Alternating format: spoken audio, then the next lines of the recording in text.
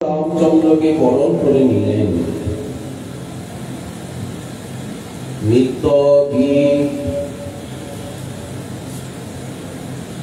নানা বাদ্যযন্ত্র এবং ব্রাহ্মণগণ বেদ মন্ত্র উচ্চারণ পূর্বক চতুরঙ্গিনী সেনা প্রভুকে অযোধ্যা নগরীর ভিতরে রাজভবনে প্রবেশ করান। চরণে পতিত পরম প্রেমী ভরতকে বুকে নিয়ে বহুক্ষণ রামচন্দ্র প্রেম বিহ্বল হয়ে তার মস্তককে অভিষিক্ত করে দিলেন। এরপরে মাতা কৈকেয়ী এবং গুরুদেব মহর্ষি বশিষ্ঠ মাতা সুমিত্রা এবং কৌশল্যার চরণ বন্দনা করে সমস্ত পূজ্যগণকে অভিবাদন পূর্বক নিজ সমবয়স্ক বন্ধু বান্ধবগণকে আলিঙ্গন দানে কৃতার্থ করে এবং কনিষ্ঠগণের দ্বারা অভিবন্দিত হয়ে প্রজাগণের প্রতি সেবকগণের প্রতি করুণা দৃষ্টিপাত করে প্রভু নিজের সুখ সদনে প্রবেশ করলেন। কনক ভবনে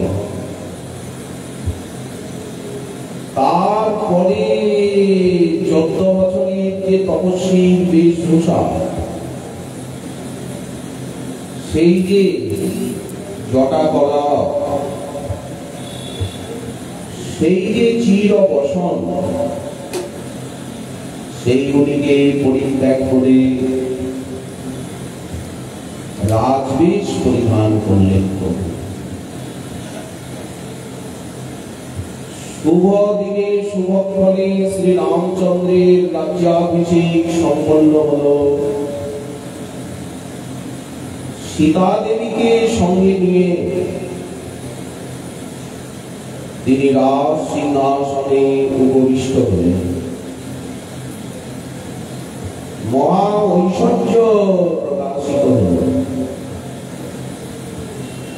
ব্রহ্মা মহাদেব,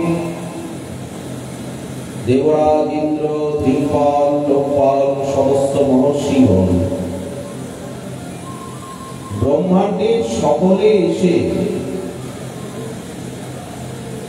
প্রভু সম্বর্ধনা করলেন এবং স্তুতি বন্দনা এইভাবে অযোধ্যার সিংহাসনে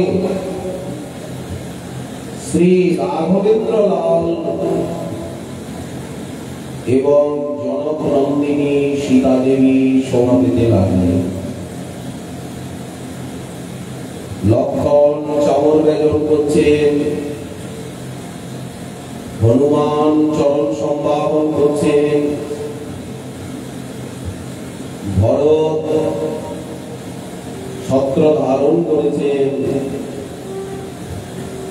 শত্রুঘ্ন তিনি ব্যজন করছেন, অঙ্গদ, সুগ্রীব আদি তারা খড়গ গদা নিয়ে প্রভুর পাশে শোভা পাচ্ছেন। জাম্ববান রয়েছেন, মহামন্ত্রী সুমন্ত এবং গুরুদেব মহর্ষি বশিষ্ঠ, মহর্ষি বিশ্বামিত্র, কত কত মুনি ঋষি, মহর্ষি বাল্মীকি আদি তারা শ্রী রামচন্দ্রের যশগুণ গাথা কীর্তন করছেন, প্রভুকে আশীর্বাদ করছেন। নর্তকীগণ নৃত্য করছেন,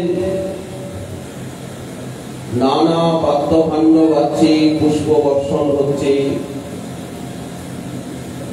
চারিদিকে জয় জয়াকার। আজ 14 বছর পর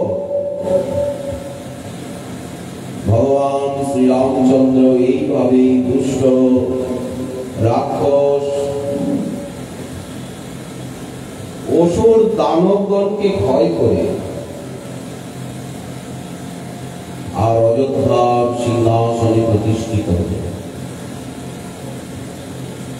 হাজার হাজার বৎসর তিনি রাজ্য করলেন। কয়েক হাজার বছর, যেমন ভাগবতে রয়েছে যে ধ্রুব মহারাজ 36,000 বৎসর রাজ্য করেছিলেন, যেমন আমাদের রাজর্ষি ভরত 1 কোটি বছর তিনি ভারতবর্ষের অধিপতি ছিলেন, যেমন হিরণ্যকশিপু 1 মন্বন্তর কাল তিনি ত্রিলোকের অধীশ্বর ছিলেন, ঠিক তেমনি ভগবান শ্রী রামচন্দ্র 30-35,000 বছর রাজ্য করেন। ত্রেতা যুগের কথা, সে সময়ে 30-35,000 বছর রাজত্ব করা কোনো ব্যাপারই না, কারণ মানবগণের আয়ু লক্ষাধিক বর্ষ। যেমন কলিযুগে 100 বছর আয়ু, দাপর যুগে 1000 বছর আয়ু, ত্রেতা যুগে তেমনি লক্ষ বছরের বেশি আয়ু। সত্য যুগে আয়ুর সীমা আরো বেশি। তারপরে তপস্যার প্রভাবে মানুষ ঋষিত্ব অর্জন করে রাজর্ষি হয়ে ভগবান রামচন্দ্র তিনি 30-35,000 বছরের বেশি সময় রাজ্য করলেন। রামচরিত মানসে গোস্বামী তুলসীদাসজি এই রাজ্যাভিষেক, রামচন্দ্রের গৃহস্থ লীলা এরপরে আর উনি বর্ণনা করেন। এইখানেই রামচরিত মানস শেষ হয়ে যায়। ওনার অনুভূতিতে এই যে সীতা দেবীর বনবাস, রামচন্দ্রের প্রতি যে অপবাদ আদি, এই লীলাটি লোক শিক্ষার নিমিত্ত, এটি নিত্য লীলার অংশ নয়। এই লীলার মধ্যে দিয়ে ভগবান জগৎকে শিক্ষা দিলেন। তিনি প্রজার মনোরঞ্জন করলেন, প্রজার মনের কথাটা রাখলেন, একটা আদর্শ স্থাপন করলেন। কিন্তু যারা ভগবান শ্রীরামচন্দ্রের উপাসক, সীতা নয়নাভিরাম অযোধ্যার যুগলের উপাসক, আমরা যেমন বৃন্দাবনের যুগলের আরাধক, তেমনি যারা অযোধ্যার যুগলের আরাধক, তারা সীতা দেবীর বিরহ লীলা, বনবাস, পাতাল প্রবেশাদি লীলা, সেটি তারা সহ্য করতে পারে না। জনকনন্দিনী তিনি সম্পূর্ণরূপে নির্দোষ। অকারণে ভগবান শ্রীরামচন্দ্র তাকে পরিত্যাগ করলেন সামান্য একটা প্রজার কথায়। উনি প্রজাকে দণ্ড দিতে পারতেন, তারা ওনার চরিত্রে লাঞ্ছন আনছে, কিন্তু করুণাময় প্রভু তিনি প্রজা পালন ব্রত এবং প্রজানুরঞ্জন ব্রতকে গ্রহণ করেছেন বলে উনি প্রাণপ্রিয়া সীতা দেবীকে তিনি চিরতরে বনবাসী করলেন। এই লীলা রাম ভক্তগণের কাছে মোটেই রুচিকর নয়। আর নিত্য অযোধ্যা লীলাতে এই সীতা দেবীর সঙ্গে বিচ্ছেদ লীলা নেই। নিত্য লীলায় রামচন্দ্র নিত্যই সীতা দেবীর সঙ্গে বিহার করছেন। যেমন আমাদের রাধা মাধবে বিচ্ছেদ নেই। আপাত দৃষ্টিতে শ্রীকৃষ্ণ মথুরায় গেলেন, সেখানে থেকে উজ্জয়িনী, আবার মথুরায় এসে দ্বারকায় চলে গেলেন। দীর্ঘকাল দ্বারকাতেই থাকলেন। এই লীলা যেমন আমাদের উপাসনার অন্তর্পাতি নয়, কেবলমাত্র শ্রবণীয় কীর্তনীয়, কিন্তু আমাদের উপাসনায় রাধা মাধব নিত্যই বৃন্দাবনে বিহার করছেন। ঠিক তেমনি সীতা রামচন্দ্রের উপাসক যারা,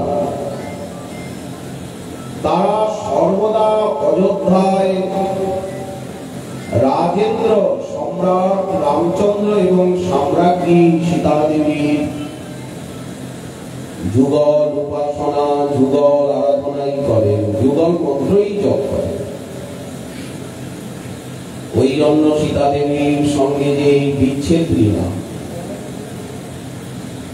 এটি তাদের উপাসনার অংশ। অথচ মহর্ষি বাল্মীকি বর্ণনা করেছে, ঘটনাও সত্য, কিন্তু এটি উপাসনার অংশ। এই জন্য রামচরিত মানসে এই লীলার বর্ণনা নেই। যাই হোক, আমরা শ্রীল প্রবোধানন্দ সরস্বতী পাদের শ্রী রাধারস সুধানিধি গ্রন্থে একটি শ্লোক উচ্চারণ করেছি।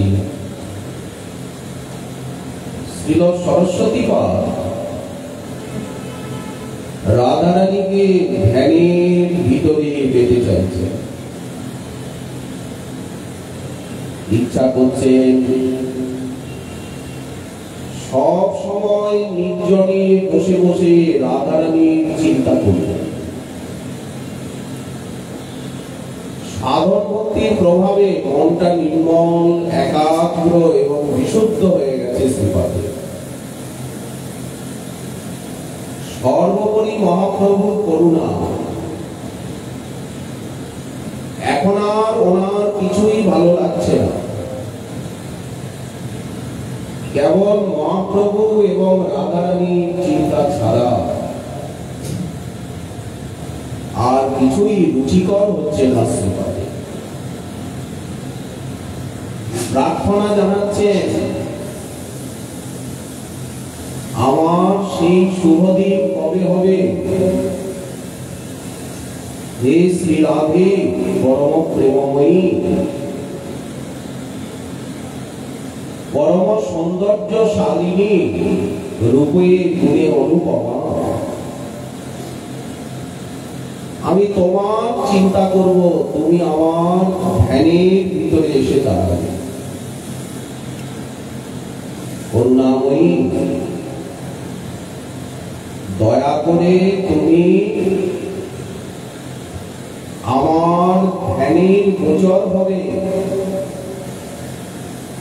আমি ধ্যান নেত্রে তোমায় যেন দেখতে পাই। যদি তোমাকে দেখতে পেলাম, আমার মনোমন্দির জুড়ে তুমি বিরাজমান হলে, তাহলেই আমার সব আশা ভরসা আকাঙ্ক্ষা পূর্ণ হবে। তুমি তো আমাদের জীবনের লক্ষ্য। পাব রাধা কৃষ্ণ পাপ, ঘুচিবে মনের ঘাত, দূরে যাবে সকল বিকল। এই জগতে মানবগণের বিভিন্ন লক্ষ্য, কারো সঙ্গে কারো মত মেলে না। সকলের মনের বাসনা ভিন্ন ভিন্ন, কিন্তু যারা মহাপ্রভুর সম্প্রদায়কে আশ্রয় করেছেন, গৌর নিত্যানন্দের কৃপা পেয়েছেন, শ্রী গুরু বৈষ্ণবের সঙ্গ সান্নিধ্যে ধন্য, সাধন ভক্তির অনুশীলন করছেন, তাদের কিন্তু লক্ষ্য একমাত্র রাধা, আর অন্যদিকে লক্ষ্য নেই। আমরা রামচন্দ্রের কথা বলছিলাম, সেটা তো কাল রামনবমীর ব্রত, শ্রী রামচন্দ্রের জন্মোৎসব, সেই জন্য। আসলে আমাদের লক্ষ্য তো শ্রী রাধারানী, তারই চিন্তন। শ্রীপাদ বলছেন, গৌরাঙ্গে প্রতিমা, তুমি গৌরাঙ্গিনী স্বর্ণাঙ্গিনী। স্বর্ণ চম্পক বরণী, তোমার অঙ্গে অঙ্গে কোটি বিদ্যুতের লহরী। তোমার সেই গৌরাঙ্গের যে শোভা, সৌন্দর্য, কোমলতা, তুমি যে কত সুকমলা, কুসুম কমল হৃদয়া, সেই কোমলতার অনুভব হবে তোমার অঙ্গের লাবণ্য, তোমার অঙ্গগন্ধ, তোমার শ্রীবিগ্রহের কোমলতা, মৃদুতা আমার অনুভবের এবং ধ্যানের বিষয় হবে। লীলার মধ্যে, সেবার মধ্যে এবং নাগরেন্দ্রের অনুভূতির মধ্যে দিয়ে কবে আমি তোমার শ্রীঅঙ্গ সৌন্দর্য এবং তোমার শ্রীঅঙ্গের কোমলতাকে অনুভব করব, এইগুলি বসে বসে চিন্তা করি। তোমার সৌন্দর্য, তোমার কোমলতা, শ্রীকৃষ্ণ তোমার প্রাণবল্লভ কিভাবে তোমাকে অনুভব করছে, তোমার আঙ্গিক সৌন্দর্য, তোমার কোমলতাকে, তোমার শ্রীঅঙ্গকে উনি কিভাবে আস্বাদন করছে, তোমার শব্দ স্পর্শ রূপ রস গন্ধের অনুভূতি কিভাবে কিভাবে মোহনকে মোহিত করছে ক্ষণে ক্ষণে, জগৎকে মোহিত করে মোহন, আর মোহনকে মোহিত করো তুমি। এই জন্য তোমার নাম হচ্ছে মোহন মোহিনী, মোহনের মোহিনী। জগৎ মোহন কৃষ্ণ, তাহার মোহিনী। অতএব সমস্তের পরা ঠাকুরানী, গৌরাঙ্গে প্রতিমা। তুমি যখন হাসো, কোটি চন্দ্র জ্যোৎস্না তোমার লাল টুকটুকে অধর ওষ্ঠের মধ্যে দিয়ে প্রকাশ পায়। হাসির হিল্লোলে মোর পরাণ পুতুলি দোলে, বিশ্ব বিমোহন আনন্দ কন্দ মুকুন্দ শ্রী গোবিন্দকে মোহিত দিবস করে তোমার ওই হাসি। লীলার ভূমিতে, সেবার ভূমিতে তোমার সেই হাসির মাধুর্য কবে আমি অনুভব করতে পারবো? আমার ধ্যানের বিষয় হবে আমি বসে বসে তোমার হাসিটুকুকে চিন্তা করি। তুমি যে নাগরেন্দ্রের পাশে বসে হাসছো, আনন্দময়ী তুমি, আনন্দ রসের বন্যা নিয়ে আসছো হাসির দ্বারা।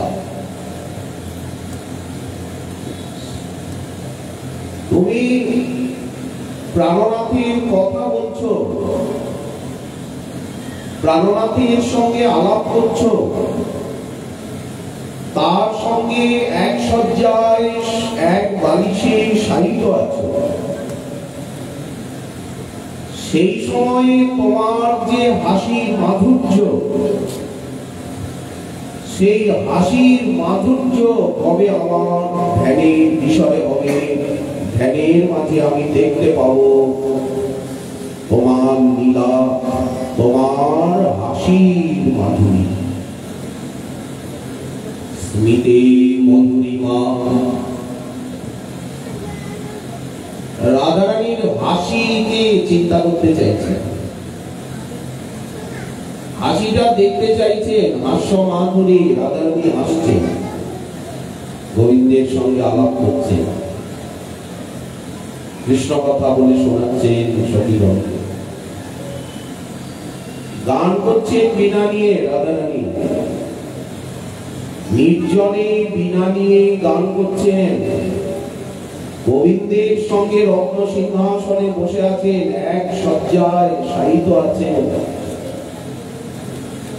নানা লীলা ভরে রসের আবেশে তোমার কেশ বেশ হবে দূরে, কবে হেন হব শিবেশ করিব, এ কৃপা করিবে মনে। আমি তোমাকে চামর করব, পাখা করব। চামর ব্যজন করতে করতে, পাখা করতে করতে, তোমাকে সাজাতে সাজাতে তোমার কাছে নিরন্তর তোমার সখী হয়ে থেকে তোমার শুশ্রূষা করতে করতে তুমি যে প্রাণনাথের সঙ্গে লীলা করবে সেই নিকুঞ্জ কাননে, সেই মধুর বৃন্দাবনে, তখন আমি তোমার একেবারে নিকটে থেকে তোমার যে হাসির মাধুরী, তোমার সেই হাস্য আমি অনুভব করব। আমার ধ্যানের বিষয় হবে, আমার ভজনের বিষয়, চিন্তার বিষয় হচ্ছে তোমার হাসির মাধুর্য, হাস্য মাধুরী। এগুলি বসে বসে চিন্তা করব। স্মিতে মধুরিমা, নেত্রাঞ্চলে দ্রাঘিমা, তোমার নয়নের শোভা। এই জন্যই তো মহাপ্রভু বললেন যে অমানি মানত হয়ে অবিচারে সকলকে সম্মান করে, কারো সমালোচনা নিন্দা স্তুতিতে না গিয়ে সকলকে অন্ধ হয়ে অবিচারে সম্মান জানিয়ে সকলের সুখ সুবিধার দিকে দৃষ্টি রেখে নিজের দেহ সুখকে ভুলে গিয়ে সকলের প্রতি স্নেহালু কৃপালু দয়ালু হয়ে সর্বদা হরে কৃষ্ণ মহামন্ত্রের সাধনা, রাধা নাম কৃষ্ণ নাম গৌর নামের সাধনা, আর নির্জনে বসে বসে চিন্তা করা, শাস্ত্রের চিন্তা, প্রথমে মহাপুরুষগণের চিন্তন, গুরুবর্গের চিন্তন, বৈষ্ণবগণের চিন্তন, শাস্ত্র চিন্তন, ধামের চিন্তন, তারপরে আসবে এই লীলা চিন্তন, সেবা চিন্তন। তো এই সেবা চিন্তন বা লীলা চিন্তনের মধ্যে রাধারানীর হাসি মাধুর্যের অনুভব হবে, শ্রীঅঙ্গের সৌন্দর্যের এবং নয়নের সুষমা। শ্রীপাদ বলছেন, আমি তোমার নেত্র দুটিকে ধ্যান করব। রাধারানীর নয়ন দুটিকে ধ্যান করতে চাইছেন। তোমার নয়ন শোভা আমার ধ্যানের বিষয় হবে। নির্জনে বসিয়া করো নাম সংকীর্তন, অমানি মানদ সদা কৃষ্ণ নাম লবে। ব্রজে রাধা কৃষ্ণ সেবা মানসে করিবে। আমাদের এই যে ভজন,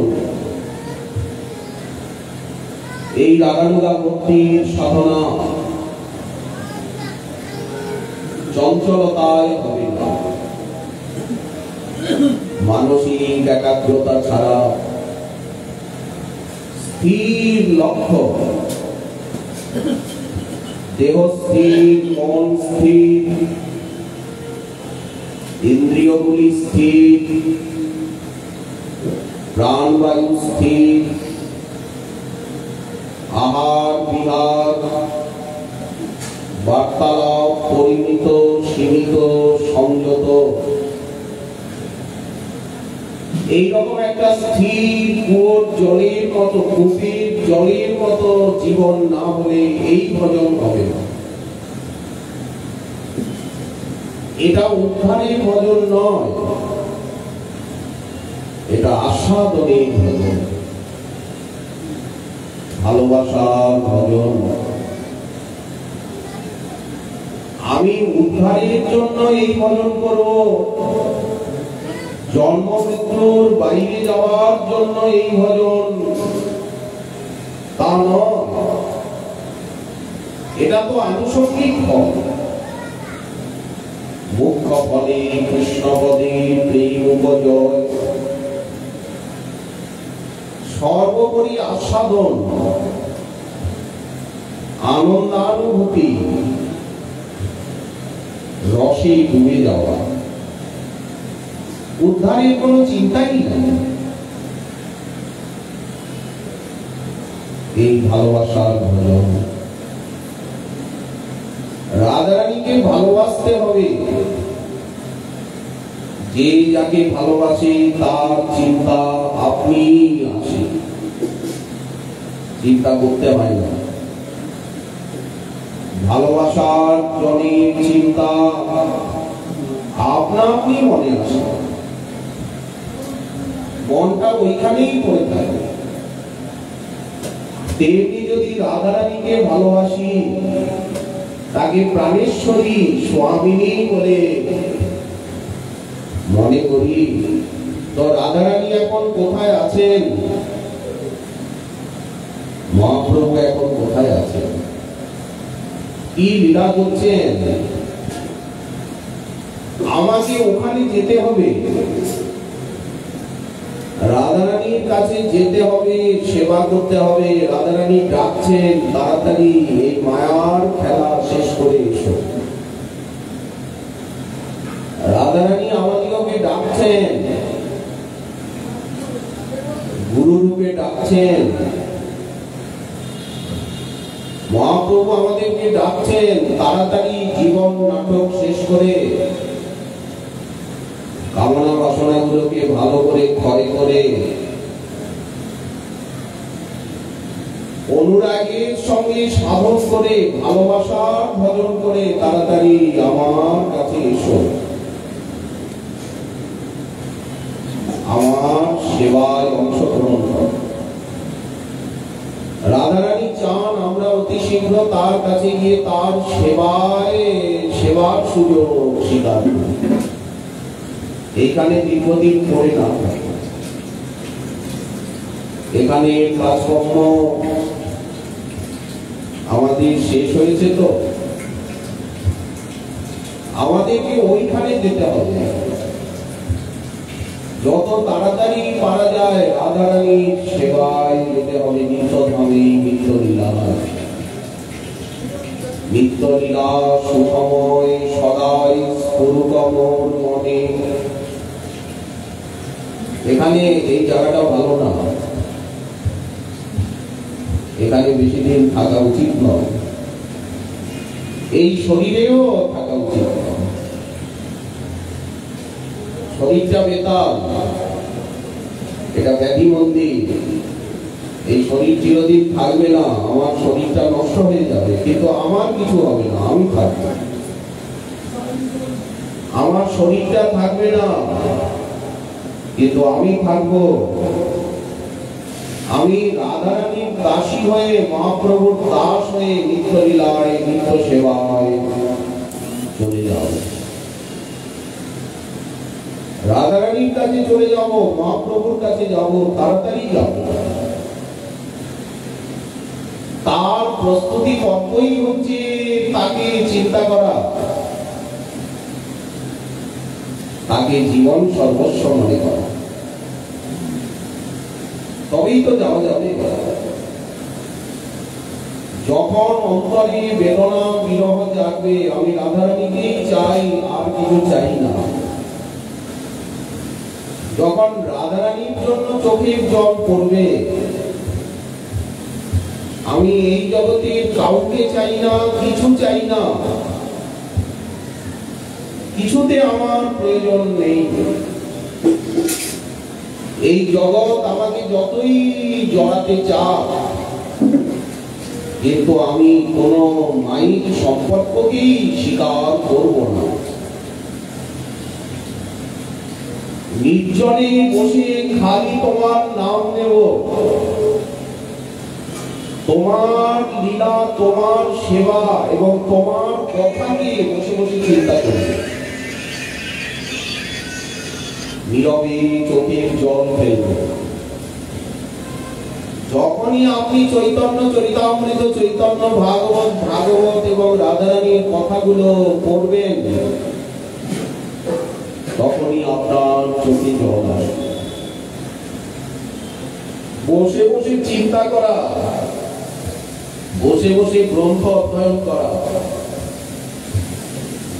নাম করা, শ্রী বিগ্রহের সেবা করা, ধাম দর্শন করা, গুরু বৈষ্ণবের সঙ্গ করা, পরিচর্যা করা, এতটুকু করলেই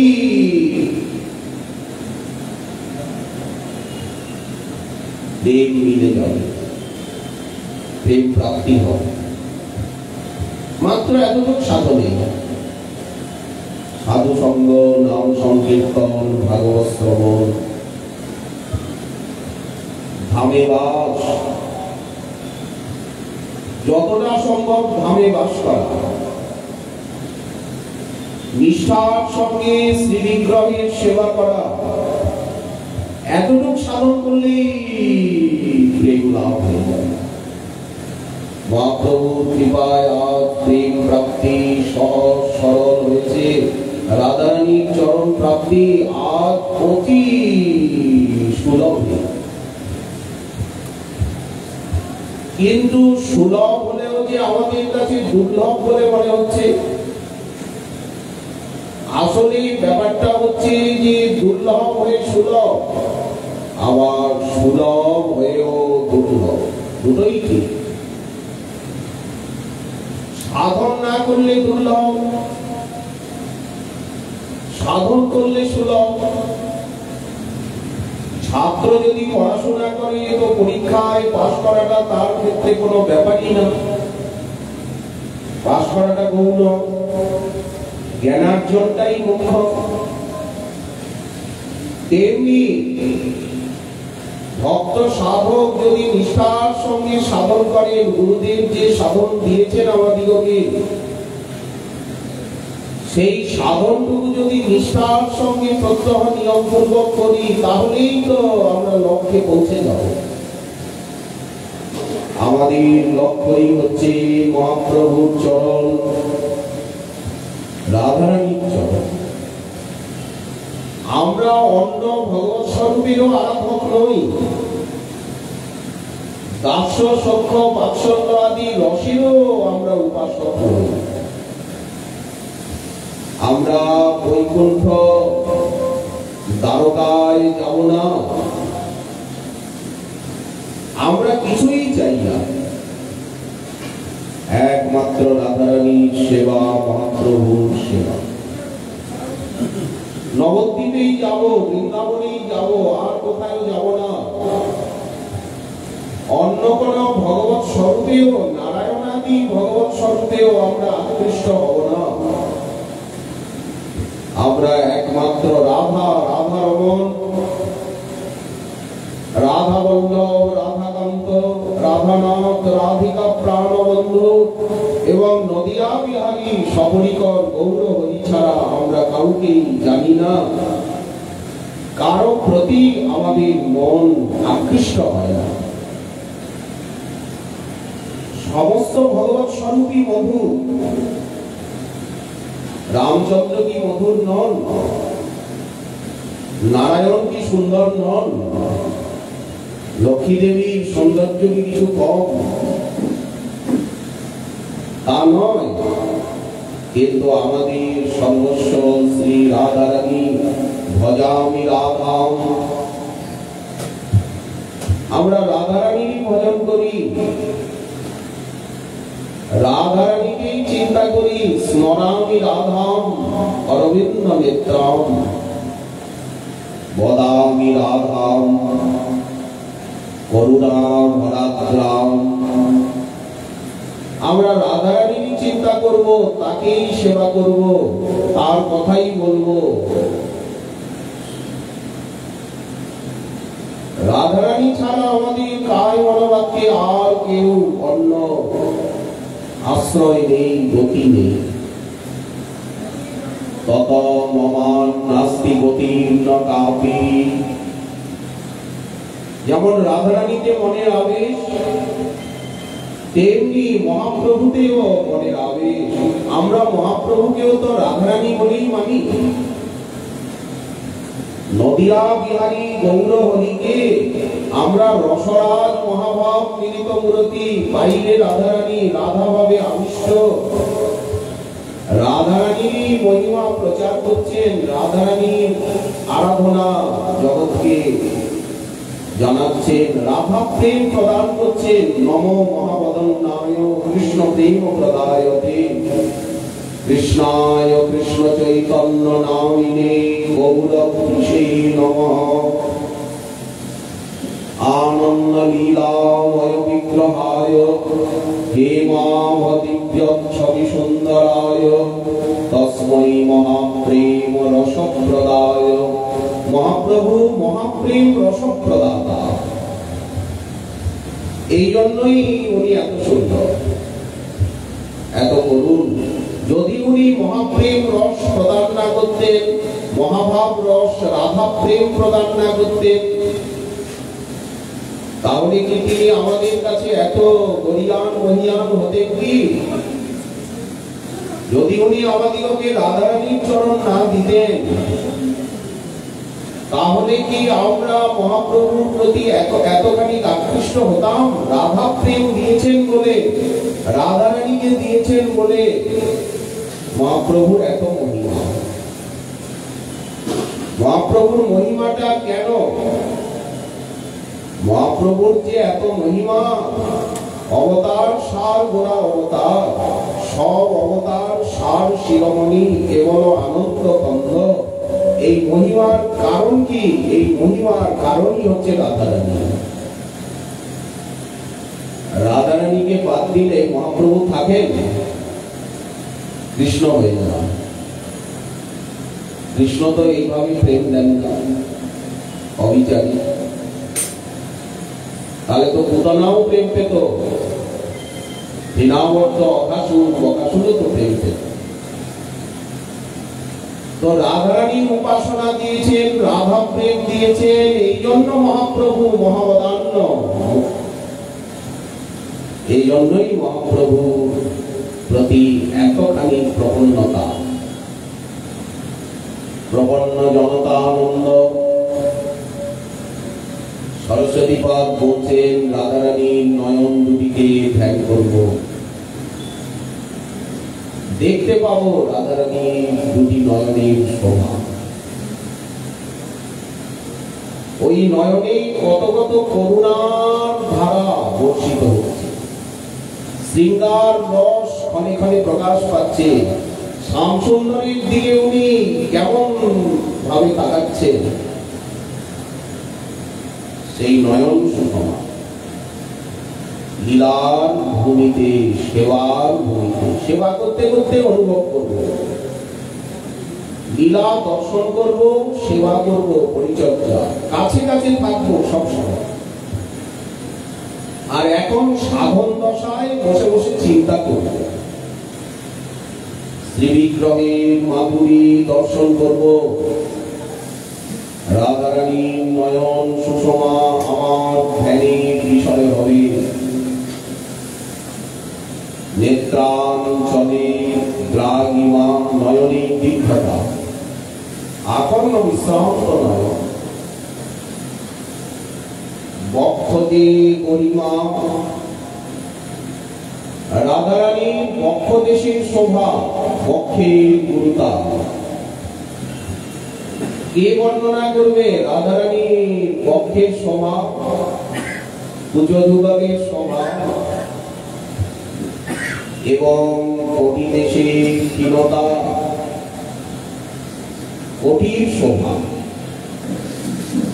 ক্ষীণ কোটি দেশ, সেখানে মঞ্জু মেখলা শোভা পাচ্ছে। রাধারানীর কোটির শোভা ধ্যান করতে চাইছেন শ্রীপাদ। আর তোমার চরণের শোভা, শরতের পদ্মজিনী শ্রীচরণ দুখানি, নুপুরের ধ্বনিজার গান, কোটি পূর্ণিমার চান্দ, জিনিয়ার নখের ছন্দ, ঝলমল কিরণ জাহাজ। রাধারানী চলে যাচ্ছে, শ্যামসুন্দর পাশে আছে। শ্যামসুন্দরের স্কন্ধে বাহু দিয়ে রাধারানী তার দক্ষিণ বাহু শ্যামসুন্দরের স্কন্ধে স্থাপন করেছেন। শ্যামসুন্দর তার বাম বাহু রাধারানীর স্কন্ধে স্থাপন করেছেন। রাধারানীর হস্তে রয়েছে লীলা কমল, নীল কমল। শ্যামসুন্দরের হস্তে রয়েছে স্বর্ণ কমল। মুরলী রয়েছে, হস্তে রয়েছে মুরলিকা, বংশী, চরণে নুপুর, বাজরে মধু, বৃন্দাবনের নিভৃত বনভূমি, সেখানে ফুলে ঝরা পথ, কলকণ্ঠ বিহগ্ন ফুলের কলকাকলি, চারিদিকে ময়ূরীর নৃত্য, হরিণ শশকের ইতস্তত গতাগতি, যমুনার জলকণা বাহী শীতল সুগন্ধ পুষ্পগন্ধ নিয়ে সমীরণ প্রবাহিত হচ্ছে সেই নির্জন বনভিত্তিতে। সেই পুণ্য পথে তুমি প্রাণনাথের সঙ্গে চলে যাবে। আগে পাছে সখীগণ করে ফুল পরিশন, কোন সখী চামর ভুলায়, কোন সখী মাথায় ছাতা ধরেছেন, ফুলের ছাতা, কেউ চামর করছে, কেউ পাখা করছে, কেউ গান গাইছে, পুষ্প বৃষ্টি করছে, সেবার সামগ্রী সাথে নিয়ে চলেছে। শ্রী যুগল কিশোর বন ভ্রমণ করছেন, ষড়ঋতু বন ভ্রমণ, যুগ্ম ঋতু বন ভ্রমণ, পুষ্প চয়ন করছেন। সেই সময় তোমার যে গমন ভঙ্গিমা, প্রাণনাথের সঙ্গে তুমি চলছো একসঙ্গে, সেই সময় তোমার যে গমনের ভঙ্গিমা, তোমার যে চলার পরিপাটি, যখন তুমি নৃত্য করছো তখন তোমার সেই নৃত্যকালে চরণের যে বিন্যাস, বিবিধ মুদ্রা, অঙ্গ ভঙ্গিমা, তুমি যখন অভিসারে যাচ্ছ, তুমি অভিসারিকা,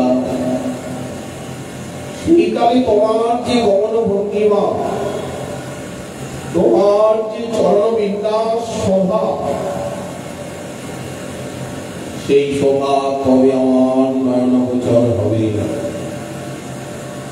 আমি বসে বসে কবে ধ্যান করব, এগুলি চিন্তা করব, আর কোনো চিন্তা থাকবে না। অন্য চিন্তা থাকলে কিন্তু এই চিন্তামণি চিন্তা করা সম্ভব হবে না। মনে যদি কোনো দুঃখ থাকে, ব্যথা বেদনা অভাব থাকে, তাহলে কিন্তু এই চিন্তা হবে না। মান সম্মান বোধ থাকে, সুখ দুঃখের অনুভূতি থাকে, রোগ শোকের অনুভূতি থাকে, তাহলে কিন্তু এই ভজন হবে না, রাধারানীর চিন্তা হবে না, আর এই রহলীলার চিন্তা, এই রসময়ী চিন্তা হবে না। হরিনাম হতে পারে, অন্য চিন্তা নিয়ে হরিনাম হবে, কিন্তু এই ভজন, এই চিন্তা হবে। আপনি অন্যমনস্ক হয়ে হরিনাম করতে পারবেন, কিন্তু এই চিন্তা করতে পারবেন কি? এই চিন্তা হবে, অভ্যাসে হরিনাম হয়ে যাবে, হরে কৃষ্ণ বলা হয়ে যাবে, মালা জপ হয়ে যাচ্ছে।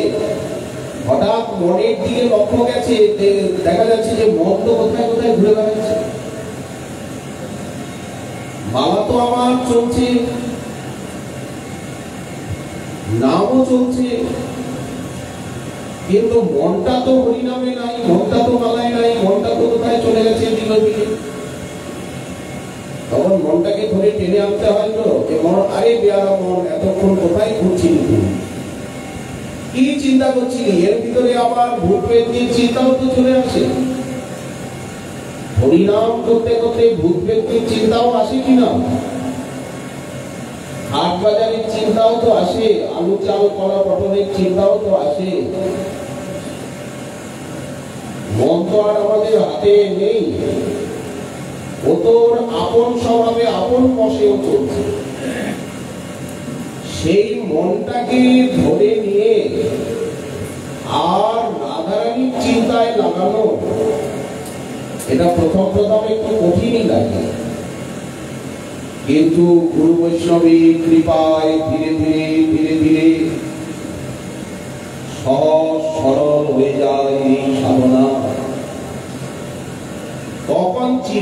করতে না পারলেই কষ্ট। যখন চিন্তনের অভ্যাস হয়ে যায়, যখন রাধারানীর চিন্তনের আনন্দ পেয়ে যায় কেউ, তখন রাধারানীর চিন্তা না করতে পারলে দুঃখ, ব্যথা, বেদনার অনুভব হয় যে আজ লোকজন এসেছিল, অনেক ভক্ত,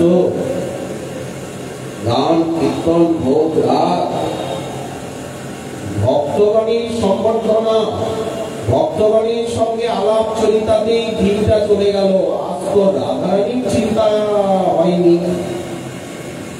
যে যে লীলাগুলি চিন্তা করার নিয়ম গুরুদেব বলেছেন, যে সময়ে যে লীলা করেন যুগল কিশোর সখীর সঙ্গিনী হইয়া কাজে হও ভোর, তো আজকে তো মধ্যাহ্ন লীলাটা চিন্তা হয়নি। ভোগ আগে ভক্তগণ কীর্তন করছে, ভক্তগণের সঙ্গে কথাবার্তা ভদ্রতায় দিনটা চলে গেছে, প্রসাদ খেয়ে ঘুমিয়ে বিশ্রাম করে কান্না নানা করে। আজকে তো মধ্যাহ্ন লীলা চিন্তন হয়, আজ তো অপরাহ্ন লীলা সায়াহ্ন লীলা চিন্তন হয়নি। আর চিন্তনের যে নিয়ম, সেই নিয়মটা তো আজ পূর্ণ করা যায়নি। এখন তাড়াতাড়ি তাড়াতাড়ি সেইটা নিয়মটাকে পূর্ণ করতে হবে। যেমন সংখ্যা নাম বলে আজ তো মালা হাতেই নিতে পারি, সংখ্যা নাম তো করতেই হবে কিছু না কিছু। তো তখন ভক্তগণ যেমন তাড়াতাড়ি চেষ্টা করে যে কিছু সংখ্যা নাম তো করতেই হবে, মালা তো হাতে নিতেই হবে, তেমনি আজ সারাদিন চিন্তা হয়নি, মধ্যাহ্ন লীলা অপরাহ্ন লীলা সায়াহ্ন লীলাটা চিন্তন হয়নি। এখন সংক্ষেপে তাড়াতাড়ি চিন্তা করতে হবে, চিন্তা করতেই হবে। এইভাবে নিয়ম পূর্বক সাধন করতে করতে গুরু বৈষ্ণবের কৃপায় মনটা যখন ওই দিকে চলে যায়, আস্বাদন পাওয়া যায়, ধ্যানের নেত্রে যখন রাধারানীকে দেখা যায়, মহাপ্রভুকে দেখা যায়, ধ্যানের নেত্র বলতে একাগ্রতা, মানসিক একাগ্রতার চোখে, একাগ্রতার নয়নে রাধারানীকে দেখতে হবে, মহাপ্রভুকে দেখতে হবে, গুরু বৈষ্ণবকে দেখতে হবে। এই কথাই গুরুদেব বারবার বলেছেন যে প্রত্যেককে নিঃসন্দ লীলা প্রাতলীলা যোগপীঠ অবধি চিন্তা করতেই হবে। গুরু মহারাজ বলেছেন যে কিছু না হোক অন্তত প্রত্যেককে নিঃসন্দ লীলা প্রাতলীলা যোগপীঠ অবধি চিন্তা করতেই হবে। এই চিন্তন না করলে কিন্তু স্বরূপ সিদ্ধি ভাব সিদ্ধি লাভ হবে না, আমাদের স্বরূপ দাঁড়াবে না। গৌরদাস রাধা দাসী ভাব অন্তরে জাগবে না, আমরা স্বরূপ সিদ্ধি ভাব সিদ্ধি লাভ করতে পারবো। ওই জন্য আমাদেরকে চিন্তা করতেই হবে, চিন্তা না করলে রাগানুগা ভক্তি হবে না। সেই ভজনকে, যে ভজনের ভিতরে চিন্তন নেই, সেবা চিন্তন লীলা চিন্তন নেই, সেই ভজনকে কদাপি রাগানুগা ভক্তি বলা হবে না। অতীব চিন্তন করতেই হবে।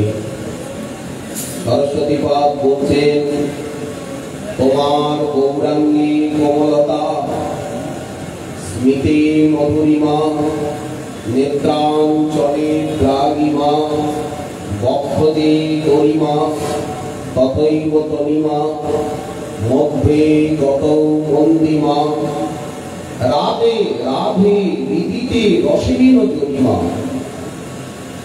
যখন তুমি প্রাণনাথের সান্নিধ্য প্রাপ্ত হবে তখন তোমার হৃদয়ে যে আনন্দ জড়তা, রাধারানী আনন্দে জ্বর হয়ে যাচ্ছে। যখন কৃষ্ণ নাম কৃষ্ণ কথা কৃষ্ণ লীলা শুনছেন কৃষ্ণময়ী, তখন আনন্দে অবশ বিবশ হয়ে যাচ্ছেন। ভক্তগণ আনন্দে অবশ হয়ে যান না?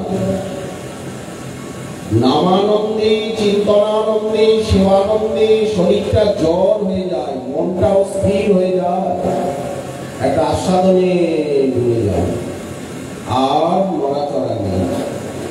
হয় কি না? ভজনের আনন্দ যখন মনটা পায়, অন্তর্মুখ হয়ে যায়, তখন শরীর আর নড়াচড়া করে না,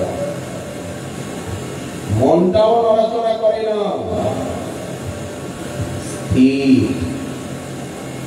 ঠিক তেমনি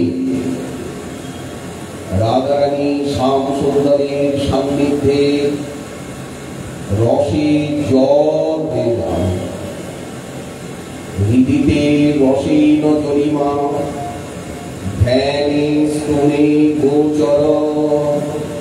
তবে এগুলি আমার ধ্যানের গোচর হবে, ধ্যানের বিষয়। শ্রীপাদ বলছেন কবে হবে? সবাই একই তো কথা বলছেন যে কবে হবে, কেউ তো বলেনি যে হয়েছে। ঠাকুর মহাশয় কি বলেছেন কোথায় হয়েছে? কেউ কি আজ পর্যন্ত বলেছে যে আমার হয়েছে? কেউ কি মনে করেন যে আমি পেয়েছি, হয়েছে? কেউ তা বলেনি, সকলেই বলছে কবে হবে, কবে ভজন করব, কবে অপরাধ যাবে, কবে আমার মন স্থির হবে, আমি কবে পাবো, কবে চিন্তা করতে পারবো। ধ্যানে স্তনে গোচর। হয়ে গেলে তো হয়েই গেল, হয়ে গেলে তো হয়েই গেল, তিনি তো পেয়েই গেলেন, তিনি তো চলেই যাবেন রাধারানীর কাছে। যতক্ষণ না হচ্ছে ততক্ষণই তো সাধন, ততক্ষণই তো এই জগতে থাকা। হয়ে গেলে, পেয়ে গেলে তো আর এই জগতে থাকতে হবে না, রাধারানীর কাছে সোজা চলে যাওয়া যাবে। যতক্ষণ না হচ্ছে তা ততক্ষণই তো প্রস্তুতি পর্ব। এই সাধন ভক্তি, ভাব ভক্তি, এর আস্বাদন তো কম না। ভজনের আস্বাদন কি কম? সিদ্ধির থেকে কোনো অংশে কম না। রাধারানীর কথা বলে কত আনন্দ, এখানে তার চিন্তা করে কত আনন্দ, তার সেবা করে, তার ভক্তের সঙ্গ করে কত আনন্দ। এই আনন্দটা নিত্যসিদ্ধ পার্শ্বগণ সাধন ভক্তির আনন্দকে আস্বাদন করতে আকাঙ্ক্ষা করে। ভজনের আনন্দ কম না। আর যারা সিদ্ধির আনন্দ পেয়েছেন, প্রেম পেয়েছেন, রাধারানীকে দেখতে পাচ্ছেন, তারা তো পেয়েই গেছে। আমরা কবে দেখতে পাব? শ্রীপাদ বলছেন আমার কবে ধ্যানে গোচর হবেন, রাধারানীকে ধ্যানে দেখতে পাবো। ওনার হাসি, ওনার দৃষ্টি, ওনার আঙ্গিক সৌন্দর্য, ওনার করলতা, ওনার কটিদেশে সুষমা, ওনার গমন ভঙ্গিমা, ওনার হৃদয়ে আনন্দের জড়তা, এগুলি আমার ধ্যানের বিষয় হবে। আমি বসে বসে এইগুলিকে অনুভব করব, চিন্তা করব, এইভাবেই এগিয়ে যাব প্রেমের দিকে, সিদ্ধির দিকে, সেই সেবা রাজ্যের দিকে। সেই শুভদিন আমার কবে হবে? গৌরাঙ্গী প্রতিমা, স্মৃতে মধুরিমা, নেত্রাঞ্চলে দ্রাঘিমা, বক্ষতে গরিমা, ততৈব তনিমা, মধ্যে গত মন্দিমা, শ্রী রাধে হৃদিতে রসীন জরিমা, ধ্যানে স্তনে গোচর। আমাদের পরম মাননীয় গুরুভ্রাতা, গুরুগত প্রাণ, সেবানিষ্ঠ, উদার চেতা, বড় মনের, বড় মাপের মানুষ, বড় মনের এবং বড় মাপের মানুষ আমাদের গুরু ভাইদের ভিতরে। এটা আমরা গুরুদেবের প্রকট লীলাতেই ওনার কাছে থেকে অনুভব করেছি। এই আবাসে, এই পূজারিনীতে এই নিকুঞ্জ ভবনে নিকুঞ্জ বিহারিণী শ্রী নিকুঞ্জ বিহারী শ্রীচরণে গুরু মহারাজ বছরে 1 মাসও বেশি সময়ও এখানে অবস্থান করেছেন। শ্রী গুরু মহারাজ জি ঝুলন পূর্ণিমা উৎসব, সেসব কথা মনে পড়ে যে বৃষ্টি জল জমে গেছে। তারপরে গুরু পূর্ণিমা হলে পরের দিনই গুরু মহারাজ এখানে চলে এসেছেন। এইখানে থেকে উনি খুব আনন্দ পেয়েছেন। এক একটু প্রশস্ত বাড়ি, ফাঁকা, চারিদিকে বাতাস বইছে, এতটা প্রশস্ত, এতটা খোলামেলা পরিবেশ কলকাতার মধ্যে পাওয়া খুবই কঠিন। এইরকম সুন্দর ঘরদুয়ার, খোলামেলা পরিবেশ, আর বাড়িতে তো কেউ নাই। তো গুরু মহারাজ জি এই আবাসে দীর্ঘদিন প্রতি বছর মাসাধিক কাল অবস্থান করে, আর এই বাড়িতে এসে আমরা যেভাবে নড়াচড়া করার ভাগ্য পাই, যেভাবে এখানে দৌড়াদৌড়ি নড়াচড়া, যেখানে ইচ্ছা উপর নিচ যাওয়া যায়, আর দেখুন কতগুলো ঘর, কতগুলো বাথরুম, আর আমাদের অবুদার মন কত বড়, কত খরচা প্রিয়, কত লাইট লাগিয়েছেন দেখুন, কত পাখা এনেছেন, কত চেয়ার টেবিল, আর যেভাবে উনি গুরু মহারাজ জির সেবা করেছেন, আর গুরু মহারাজ জি এখানে থেকে যে আনন্দ পেয়েছেন। আশিসদার বাড়িতেও শিলচরে থেকে গুরু মহারাজ জি এত আনন্দ পেয়েছেন, বর্ষা ঋতুটা ওখানে কাটিয়েছেন। শিলচরের বর্ষা, অবিরাম বৃষ্টি হচ্ছে, আকাশ থেকে বৃষ্টি, পুরো বর্ষা ঋতুর সৌন্দর্য শোভা একান্তে শিলচরে বসে ক্লাব রোডে শ্রী হরি মন্দিরের সমীপে গুরু মহারাজ জি যেভাবে অনুভব করেছেন, এই দাস গুরু মহারাজ জির সঙ্গে থেকে এই পূজারিণীতে এবং শিলচরে আশুষ বাবুর বাড়িতে, শিলংয়ে যেভাবে আনন্দে দিনগুলো গেছে, আজ স্মৃতি। এই বাড়ির সর্বত্র গুরু মহারাজ জির চরণ চিহ্ন, গুরু মহারাজ জির লীলারসে সিক্ত, যেদিকে তাকানো যায় গুরু মহারাজ জিকেই দেখা যায়। এই বাড়িতে প্রবেশ করে যেদিকে তাকানো যায় গুরু মহারাজ জিকে দেখা যায়, উনি ফুটে ওঠে।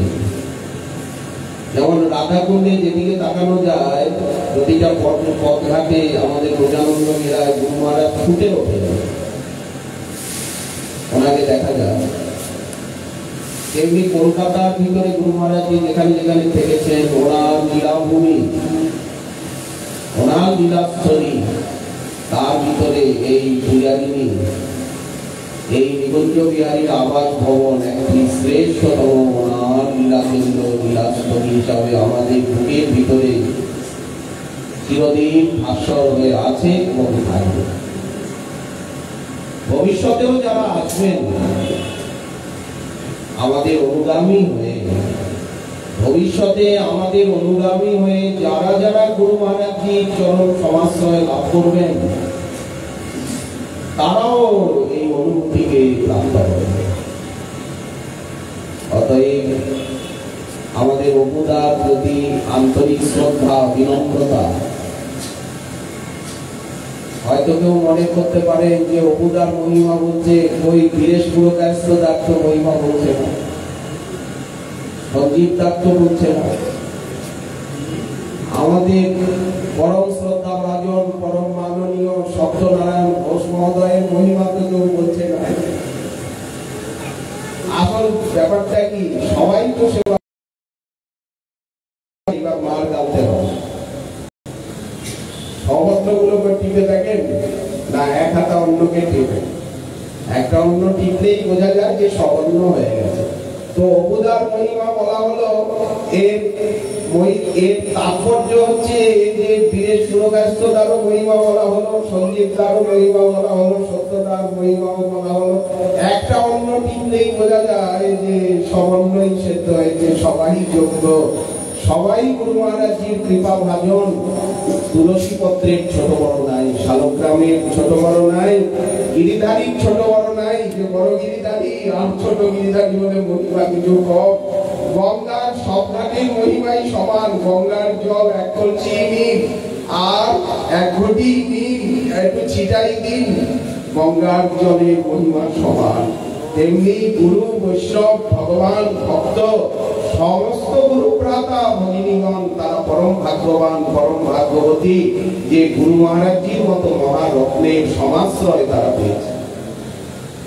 তারা সূর্যকে দেখতে পেয়েছেন, তারা গঙ্গায় স্নান করেছেন, তারা সমুদ্রের তীরে সিন্ধু সৈকতে ভ্রমণ করেছেন, তারা একটা আদর্শের সামনে এসেছেন, তারা দেখেছেন সাধু কেমন হয়, শ্রী গুরু কেমন হয়, বৈষ্ণব কেমন হয়, ভজন কাকে বলে, রাত 2:30 থেকে উঠে রাত 9টা পর্যন্ত অখণ্ড ভজন কাকে বলে, দয়া স্নেহ মমতা ক্ষমা পবিত্রতা শাস্ত্র জ্ঞান কাকে বলে, হরিকথা কাকে বলে, দৈন্য কাকে বলে, সকলকে অবিচারে সম্মান দেওয়া, কারো নিন্দা না করা, কাউকে দুঃখ না দেওয়া, এই যে অমানি মানব হয়ে সর্বদা হরিনাম করা, সর্বদা চিন্তন করা, এর যে আদর্শ রূপে আমরা গুরু মহারাজকে পেয়েছি।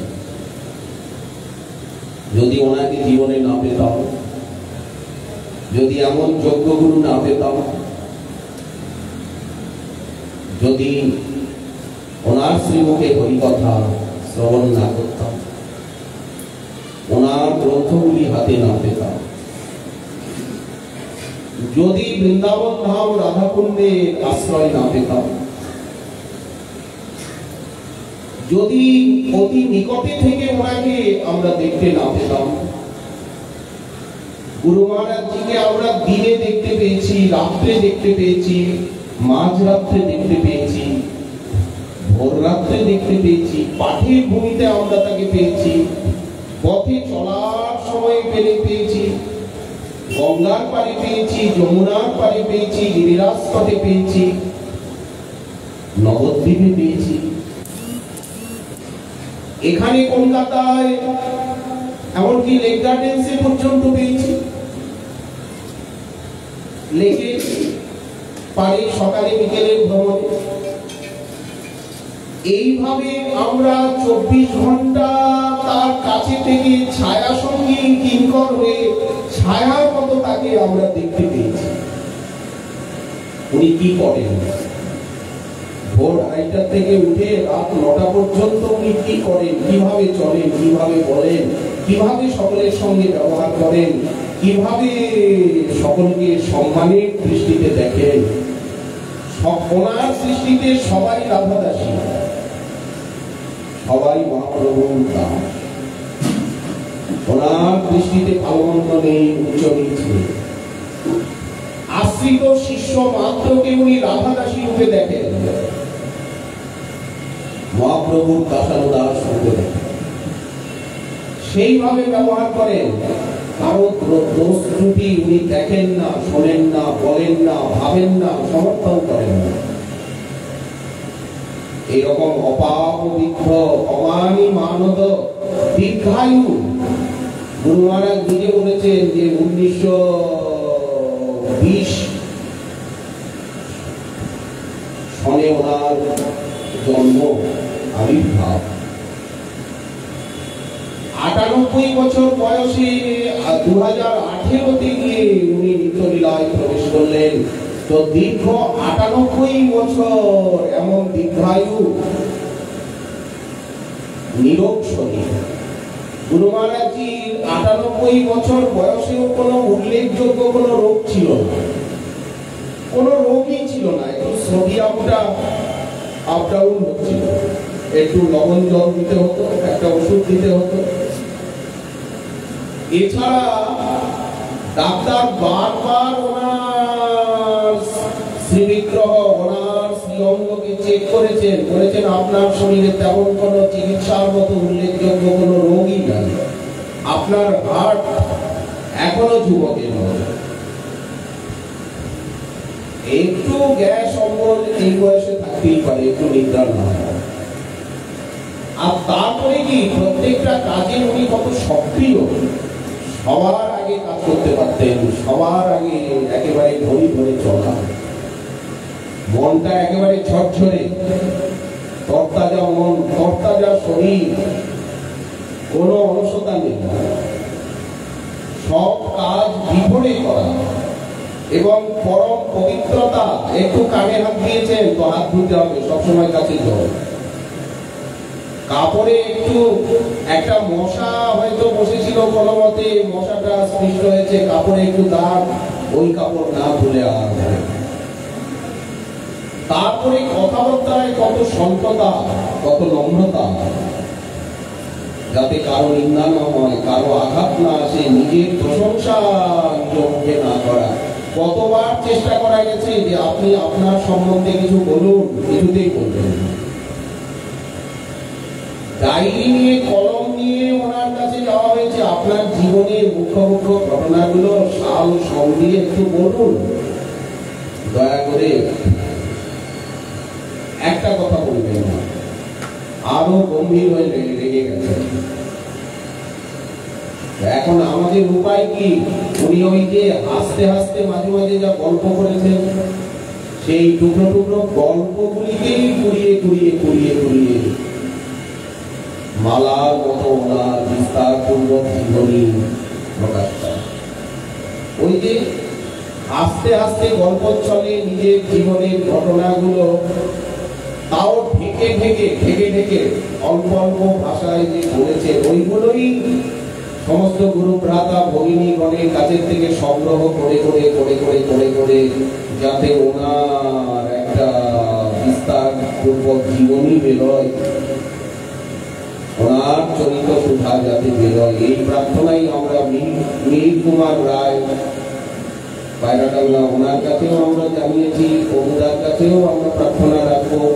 আমাদের পরম মাননীয়, পরম শ্রদ্ধেয় শ্রী গুরুগত প্রাণ এবং গ্রন্থ সেবানিষ্ঠ শ্রী শঙ্কর লাহাদার কাছেও এই প্রার্থনাই জানাবো যে আজ 4টি বছর হয়ে গেল, এখনো আমরা ওনার জীবনীটাকে সুন্দর বিস্তার পূর্বক, ওনার কথামৃত, ওনার লীলামৃত গুম্ফন করে সকলের হাতে আমরা এখনো তুলে দিতে পারিনি। এটা আমাদের একটা বিরাট অভাব বোধ হচ্ছে। বারবার কর্তব্য বিবেক আমাদেরকে দংশন করছে। কারণ ভবিষ্যতে যারা আসবে, গুরু মহারাজজির চরণ সমাশ্রয় লাভ করবে, গুরু মহারাজজির দাসানুদাস হবে, তারা যাতে ওনাকে জানতে পারে উনি কি ছিলেন। গ্রন্থের দ্বারা তো জানবে, কিন্তু ব্যবহারিক ভাবে, ব্যক্তিগত ভাবে উনি যে সাধন পরায়ণ ছিলেন, ওনার যে চারিত্রিক সুষমা, গ্রন্থের দ্বারা ওনার জ্ঞান বিজ্ঞান কে আমরা পাবো, কিন্তু উনি যে রাত 2:30 থেকে নিয়ে আর রাত 9টা পর্যন্ত যে অখণ্ড সাধন করতেন, ওনার যে সাধন জীবনের ইতিহাস, ওনার যে চারিত্রিক ইতিহাস, ওনার যে ত্যাগ দৈন্য, ব্যবহারের সুষমা, এটা যাতে ভবিষ্যতে প্রজন্ম যারা, ভবিষ্যতে আমাদের সম্প্রদায়ের অতিথি যারা, আমাদের ঘরের অতিথি যারা, গুরু মহারাজজির চরণাশ্রয় নেবেন যারা, তার দাসানুদাসের দাস হবেন যারা, শিষ্য অনুশিষ্য প্রশিষ্য মণ্ডলী যারা, তারা তো আকাঙ্ক্ষা করে বা তারা তো আকাঙ্ক্ষা করবে। যেমন গৌরীয় বৈষ্ণব জীবনাদি আছে, যেমন ভক্তমাল আছে, ভারতীয় ভক্তগাথা আছে, এইভাবে বিস্তার পূর্বক গুরু মহারাজজিকে বিশেষভাবে জানা।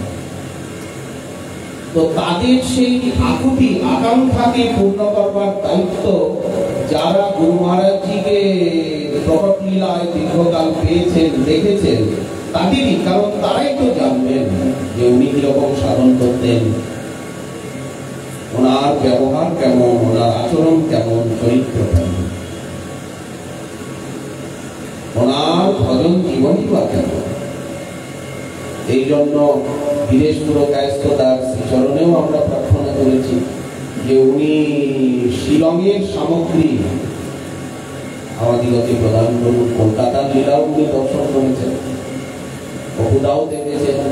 যারা যারা যে অঞ্চলে আছেন সেই অঞ্চলের প্রসঙ্গ তারাই যদি কৃপা করে তাদের জীবনে গুরুদেবের যে অনুভূতি, তারা যদি কৃপা করে মাধুরী আমাদেরকে দেন, তাদের বাগানের কিছু কিছু ফুল দেন, তাহলে সেই ফুলগুলো দিয়ে যারা মালা গাঁথতে জানেন, যেমন শঙ্করদা মালা গাঁথতে জানেন, যেমন আমাদের সঞ্জীবদা মালা গাঁথতে জানেন, সত্যদা মালা গাঁথতে জানেন, মধুদা মালা গাঁথতে জানেন, সবাই মালা গাঁথতে জানে মোটামুটি কম বেশি। কিন্তু ফুলের দরকার তো, নানা রঙের ফুল দিয়েই তো সুন্দর বৈজয়ন্তী মালা গাঁথা হয়, বনমালা। একরকম ফুলে তো হয় না। এক ব্যক্তির লেখনীতে তো সবকিছু প্রকাশ পায় না। প্রত্যেকের অনুভূতির ভিতরে ভিন্নতা তো থাকবেই। বিবিধতা, বৈচিত্র্য এবং ভিন্নতাই তো সৃষ্টির একটা রহস্য। সৃষ্টির ভিতরে বিবিধতা রয়েছে। দেখুন কত রকম ফুল, কত রকম পাখি, কত রকম মিষ্টি, এই কত রকম, এই নানাত্বই হচ্ছে সৃষ্টির মহিমা। একত্বের ভিতরে নানাত্ব, নানাত্বের ভিতরে একত্ব, বিবিধের মাঝে দেখো মিলন মহান। এই জন্য সকলের বাগানের থেকে কিছু কিছু ফুল যদি আমাদিগকে আপনারা দেন, কিছু কিছু ফুল দেন, তাহলে আমরা চেষ্টা করব আমাদের শ্রীকৃষ্ণ চৈতন্য সেবা সদন ট্রাস্ট হতে শ্রী গুরু মহারাজজির জীবনী, চরিত্র সুধা, তার স্মৃতি কণা, বা তোমাকে মনে পড়ে, আপনাকে মনে পড়ে, আপনার কথা, আপনাকে সর্বদা মনে পড়ে আপনার কথা। গ্রন্থের নামও আমরা পেয়ে গেছি, স্মৃতিকণিকা। আজ একটা গ্রন্থ দেখানো হচ্ছিল যে স্মৃতিকণিকা, বা তোমায় মনে পড়ে, তোমায় মনে পড়ে, বা আপনাকে মনে পড়ে। যে কোনো একটা নাম আপনারাই নাম চয়ন করবেন ইলেকশন সিলেকশন। তোমার কথা মনে পড়ে, বা যে অনেক নাম রয়েছে, বিভিন্ন জীবনী গ্রন্থ প্রকাশিত আছে, যে নামটা পছন্দ হয় সেই নাম দিয়ে। অতএব এই কাজটা আমাদের শরীর থাকতে থাকতে, দেহটা সুস্থ থাকতে থাকতে, শরীরের তো কোনো বিশ্বাস নেই কখন শরীর নষ্ট হয়ে যাবে, বেলুন যে কখন ফেটে যাবে, বেলুন গুলো সাজানো হয়েছে রঙ্গোৎসবে, বেলুন দিয়ে কখন ফেটে যাবে তার তো কোনো ঠিক নাই। প্রদীপ দীপাবলিতে, দীপান্বিতায়, দেওয়ালিতে প্রদীপ সাজানো হয়েছে, শতপ্রদীপ প্রজ্বলন করা হয়েছে, কিন্তু প্রদীপটা যে কখন ডুবে যাবে, না জানি কখন ডুবে যাবে প্রাণ, এত কোনো বিশ্বাস নেই।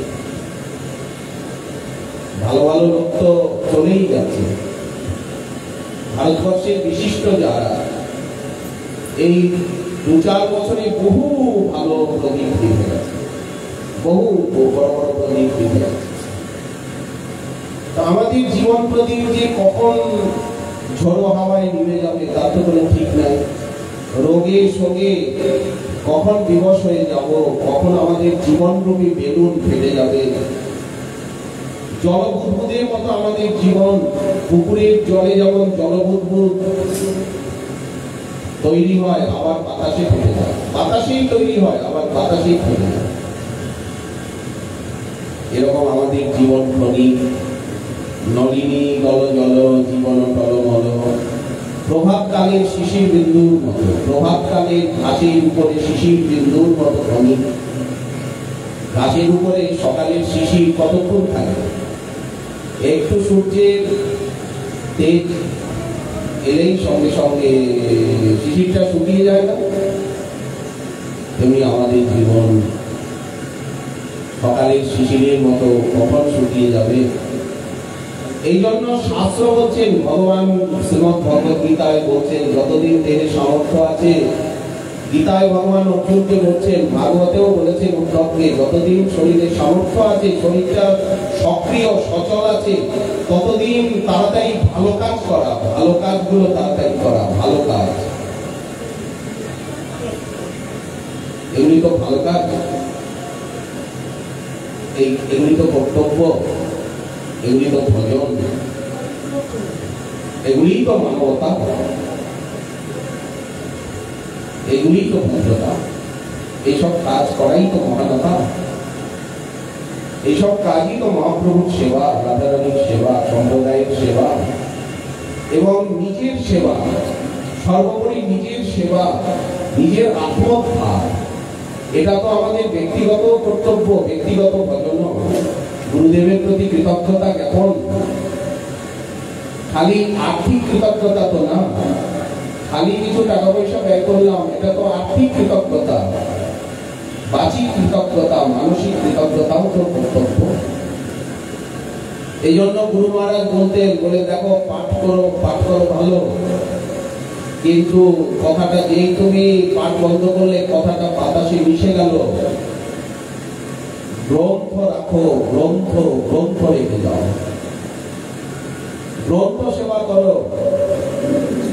এই কথা উনি অন্তত 100 বার বলেছেন, গ্রন্থ সেবা করো। পাঠের থেকেও গ্রন্থ সেবাকে শ্রেষ্ঠ, বরিষ্ঠ বলে মনে করো। পাঠ করো সর্বেসব যা প্রলাপ বকো, যা প্রলাপ বকো, কিন্তু আমি মনে করি যে পাঠের থেকেও গ্রন্থ সেবা, গ্রন্থ লেখা, গ্রন্থের সংরক্ষণ, গ্রন্থের যেমন ঠাকুরের শৃঙ্গার, সকালবেলা ঠাকুরকে স্নান করিয়ে যেমন শৃঙ্গার করা হয়, বস্ত্র অলঙ্কারে ঠাকুরকে সুসজ্জিত করা হয়, মালা পরানো হয়, অর্চনা ভোগরাগ আরতি হয়, তেমনি গ্রন্থের শৃঙ্গার, গ্রন্থ প্রকাশ, সংরক্ষণ, গ্রন্থ সেবাকে আমি পাঠ করার থেকেও অনেক বেশি বলে মনে করি।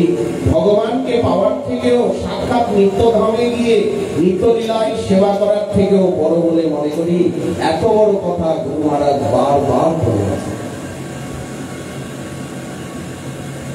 কিন্তু কি দুর্দৈব, কি অপরাধ, কত জন্মের অপরাধ, অলসতা, দেহরোগ, মনোরোগ, ভবরোগ, যে গুরু আজ্ঞা কিছুতেই পালন করতে পারছি। একটা অশুভ শক্তি গুরু আজ্ঞাকে পালন করতে দিচ্ছে না। শরীরের ভিতরে, মনের ভিতরে একটা অশুভ শক্তি এমন ভাবে ভূতে ধরেছে, ভূত কোনো কাজ করতে দিচ্ছে। শরীরের ভিতরে এমন একটা অশুভ শক্তি ভূতে ধরেছে, অলসতা এমন ভাবে তমগুণ ভূতে ধরেছে যে ভূত কাজ করতে দেয় না। ভূত ঘুম পাড়িয়ে রাখে, ভূত বক করা, ভূত কথাবার্তা বলা। তা না হলে এমন গুরু ভ্রাতা ভগিনীগণকে পেয়ে, এমন আদেশ উপদেশ পেয়ে কেন গুরুদেবের আজ্ঞা পালন করতে পারছি না? ভূতে ধরেছে বলে। এটাই তো অপরাধ, এটাই তো দুষ্কৃতি, জন্মের অপরাধ কাজ করতে দিচ্ছে, সেবা করতে দিচ্ছে না, ভজন আজ্ঞা পালন করতে দিচ্ছে না, জন্মের অপরাধ। অতএব দয়া করুন, কৃপা করুন, যাতে অপরাধ তাড়াতাড়ি ক্ষয় হয়ে যায়। অপরাধ ক্ষয় হয়ে গিয়ে দেহটা বিশুদ্ধ হয়, মন বিশুদ্ধ হয়, যাতে গুরু বৈষ্ণবের সেবায়, বয়োজ্যেষ্ঠগণের আনুগত্যে, বয়োজ্যেষ্ঠগণের সম্মানে, গুরু বৈষ্ণবের আনুগত্য নিয়ে তাদের চরণধূলি অঙ্গে মেখে, তাদের চরণামৃত, কৃপামৃত, আজ্ঞামৃতকে স্বীকার করে আমরা যেন সকলের আনুগত্যে, সকলের পিছে চলতে পারি। নিজের জীবনের লক্ষ্যে যেন আমরা রাধারানীর চরণে পৌঁছাতে পারি, মহাপ্রভুর চরণে পৌঁছাতে পারি। দেখুন না, পিছনে গুরু মহারাজজির বাণী লেখা রয়েছে যে তোমাদের ছেড়ে আমি থাকতে পারবো না, আর তোমরাও আমাকে ছেড়ে থাকতে পারবে না। তোমরা এবং আমরা এক জায়গায় থাকবো, এক জায়গায় যাবো, এক জায়গায় থাকবো, একত্রিতই হব। কেউ আগে যাচ্ছে, কেউ পরে যাচ্ছে, কিন্তু গিয়ে এক জায়গায় এক মাঠে গিয়েই আমরা উপস্থিত হব। সেটা কোথায়? রাধারানীর সেবায়, শ্রী বৃন্দাবনে রাধারানীর সেবায়, শ্রী নবদ্বীপে, শ্রীধাম নবদ্বীপে মহাপ্রভুর সেবায়। আমরা রাধারানীর কাছেই যাব, আমরা মহাপ্রভুর কাছেই যাব, ওখানেই থাকবো, নবদ্বীপেই থাকবো, শ্রী বৃন্দাবনেই থাকবো। আর কোথায় থাকবো? কোথায় যাব? মহাপ্রভুর চরণ ছাড়া, রাধারানীর চরণ ছাড়া আমাদের কি কোনো গতি আছে, যাওয়ার জায়গা আছে? আর গুরুদেবই বা কোথায় নিয়ে যাবেন? গুরুদেব কোথায় নিয়ে যাবেন? কোথায় গুরুদেব আছেন? মধুর শ্রী বৃন্দাবন যুগল ভজন ঘন, মগে করল উপদেশ, নিরমল গৌর প্রেম রস কিঞ্চনে গৌরব সমন। তো বিলম্ব হচ্ছে কেন? কেন গুরু আজ্ঞা পালন করতে পারছি না, শাস্ত্র আজ্ঞা, গুরু বৈষ্ণবের আজ্ঞা পালন করতে পারছি না কেন? বললেন ওই যে সচরণ আমলে রতি নাহি হই। কেন রতিমতি হচ্ছে না আপনাদের শ্রীচরণে? বললেন নাহি সুকৃতি লবলেশ, আমার দুষ্কৃতিতে হৃদয় ভরা, পূর্ব জন্মের কর্ম আমাকে এগোতে দিচ্ছে না, পূর্ব জন্মের স্বভাব আমাকে এগোতে দিচ্ছে না, বাধা দিচ্ছে। শরীরকে জড় করে রেখেছে, অলস করে রেখেছে, মনটাকে জড় করে রেখেছে। মনটা চিন্তা করতে চাইছে না, শরীরটা কাজ করতে চাইছে। এটা কেন? বলেন দুষ্কৃতির থেকে এই তমগুণ রজগুণটা আসছে। নাহি সুকৃতি লবলেশ। এখন এর জন্য প্রতিবিধি কি? বললেন রোজ অত বৈষ্ণব দাস। বৈষ্ণব দাস কেঁদে বলে ওই পাই পেয়ে আমি বঞ্চিত হলাম। রোজ অত বৈষ্ণব দাস কেন? সংকীর্তন রসে ত্রিভুবন মাতল পাইয়া বঞ্চিত কেন? বঞ্চিত হলাম না। সিন্ধু নিকটে রহি কণ্ঠ শুকায়, সাগরের পারে পাখি বাস করে। সাগরের পারে একটা গাছের ডালে পাখি বাস করে, কিন্তু সেই সাগরের জল পান করতে পারে।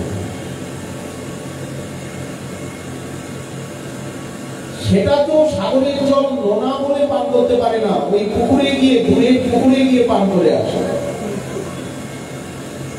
কিন্তু আমরা তো আর লবণ সাগরের তীরে বাস করি না। রাধারানী আমাদের প্রেম সাগর, মহাপ্রভু আমাদের প্রেম সিন্ধু, গুরু বৈষ্ণব প্রেমেরই মূর্তি, প্রেম কল্পতরু। তো সেই অমৃতের সাগরের পাশে বাস করে একটু একবিন্দু জল পেলাম না। সিন্ধু নিকটে রহি কণ্ঠ শুকায় গো দূর প্রণবে পিয়াস। এর থেকে দুর্ভাগ্য আর কিছু আছে? অমৃতের সাগরে একটা পাশে একটা ছোট্ট পাখি বাস করে, সে একবিন্দু অমৃতের জল, সিন্ধুর জল পান করতে পারল। কণ্ঠ শুকিয়ে সাগরের পারে মারা গেল, পিপাসায় সাগরের পারে মারা গেল, অমৃত সিন্ধুর পারে এক বিন্দু জল পান করতে পারলো না। এটা তার যেমন দুর্ভাগ্য, তেমনি গুরু বৈষ্ণব ধাম নাম পেয়ে, মহাপ্রভুকে পেয়ে, রাধারানীকে পেয়েও প্রেম সিন্ধু গোড়ায় নিতাই তরঙ্গতায় করুণা বাতাস চারিপাশে প্রেম উছলিয়া পড়ে, জগৎ আপাল ছাড়ে, তাপ তৃষ্ণা সবাকার নাচে। দেখো দেখো নিতাই চৈতন্য দয়াময়, ভক্ত হংস চক্র বাকে আজ বিগপিব করি ডাকে, পাইয়া বঞ্চিত কেন?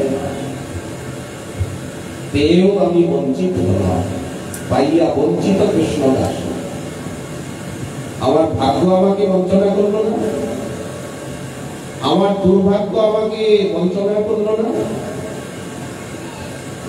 কেন? বলেন নাহি সুকৃতি লবলেশ। সুকৃতি না থাকলে পেয়েও পাওয়া যায় না, বুঝেও বোঝা যায় না। এই দুর্দশা, এই রোগ, এই ব্যথা, এই বেদনা, এতটুকু আপনাদের শ্রীচরণে জানালাম। আপনারা বয়োজ্যেষ্ঠ, জ্ঞানজ্যেষ্ঠ, আমার থেকে ভজনে অনেক প্রবীণ, এই যে ব্রজদেব বাবু রয়েছেন আমার থেকে ভজনে অনেক প্রবীণ, ব্রজদেব চট্টোপাধ্যায়জি রয়েছেন, আপনারা অনেক বেশি জ্যেষ্ঠ শ্রেষ্ঠ গুণী কর্মঠ। অতএব আপনাদের কাছে মনের যে ব্যথা, যেটা রোগ, চিকিৎসকের সামনে রোগী যদি রোগটা না বলে তাহলে আপনারা আমার চিকিৎসা কি করে করবেন, আমাকে দয়া কি করে করবেন? এই জন্য আমি মনোরোগী, আমাকে আপনারা দয়া করুন, কৃপা করুন, যাতে আমার কমগুণ রজগুণটা যায়, যাতে সুকৃতি উদয় হয়, দুষ্কৃতি ক্ষয় হয়ে যায়। এই প্রার্থনার সঙ্গে সঙ্গে আজকে শ্রী রাধারানীর কথা আমি বিশ্রাম দেওয়া হলো। সকলের চরণে দণ্ডবোধ করি।